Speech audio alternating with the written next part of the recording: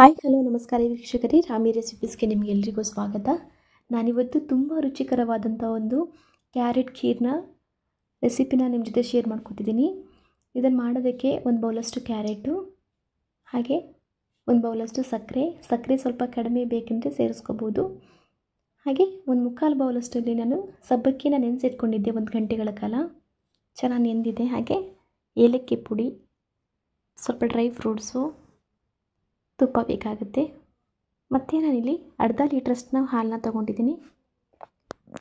ಬನ್ನಿ ಈ ಕ್ಯಾರೆಟ್ ಖೀರ್ನ ಯಾವ ರೀತಿ ಮಾಡೋದಂತ ನೋಡ್ಕೊಳ್ಳೋಣ. ಒಂದು ಕಡಾಯಿಗೆ 2 ಟೇಬಲ್ ಸ್ಪೂನಷ್ಟು ತುಪ್ಪನ ಸೇರಿಸ್ಕೊಂಡು ಡ್ರೈ ಫ್ರೂಟ್ಸ್ನ ಫ್ರೈ ಮಾಡ್ಕೊಳ್ಳೋಣ.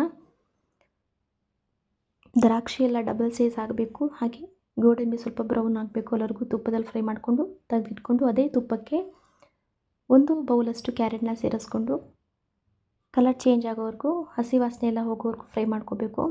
ನೆಕ್ಸ್ಟು ತಗೊಂಡಿರುವಂಥ ಅರ್ಧ ಲೀಟ್ರ್ ಹಾಲನ್ನ ಅದೇ ಒಂದು ಕಡೆಗೆ ಸೇರಿಸ್ಕೊತಿದ್ದೀನಿ.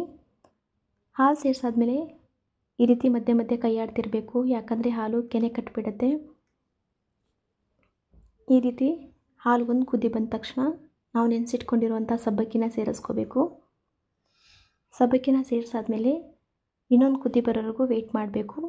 ಒಂದು ಕುದಿ ಬಂದ ತಕ್ಷಣ ಅದಕ್ಕೆ ಕ್ಯಾರೆಟ್ನ ಸೇರಿಸ್ಕೋಬೇಕು. ಇವಾಗ ಸಬ್ಬಕ್ಕಿ ಜೊತೆಗೆ ಕ್ಯಾರೆಟು ಕೂಡ ಚೆನ್ನಾಗಿ ಸಾಫ್ಟಾಗಿ ಬೆಂದ್ಕೊಳ್ಳುತ್ತೆ.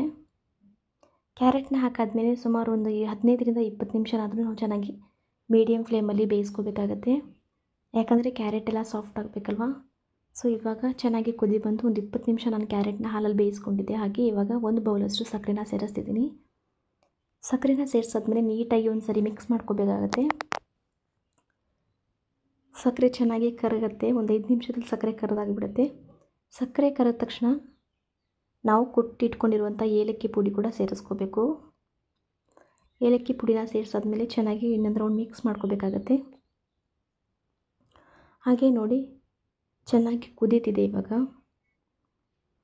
ಕ್ಯಾರೆಟು, ಸಬ್ಬಕ್ಕಿ ಮತ್ತು ಸಕ್ಕರೆ ಎಲ್ಲ ಚೆನ್ನಾಗಿ ಮಿಕ್ಸ್ ಆಗಿದೆ. ಕೊನೆಯದಾಗಿ ಸ್ವಲ್ಪ ಡ್ರೈ ಫ್ರೂಟ್ಸ್ನ ಹಾಕ್ಕೋತಿದ್ದೀನಿ.